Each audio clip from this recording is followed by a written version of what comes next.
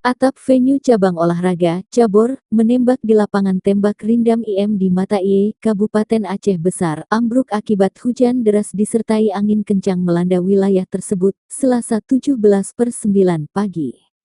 Video viral ambruknya atap bangunan itu beredar luas di media sosial. Dalam video terlihat atap ruangan pertandingan cabur menembak ambruk secara tiba-tiba hingga membuat para atlet berhamburan keluar ruangan menyelamatkan diri. Technical Delegate Cabur menembak PON 21 Aceh Sumut, Henry Indrayani Oka, menjelaskan ambruknya atap venue itu disebabkan talang air yang tidak mampu menahan debit air hujan dan makin diperparah dengan terpaan angin kencang. Menurutnya, atap gedung yang ambruk berada di ruangan tembak nomor 10 meter. Saat kejadian, ruangan tersebut dalam kondisi tidak dipakai untuk pertandingan, melainkan digunakan sebagai tempat persiapan para atlet. Karena untuk ruang tembak nomor 10 sudah selesai dilaksanakan, katanya kepada wartawan.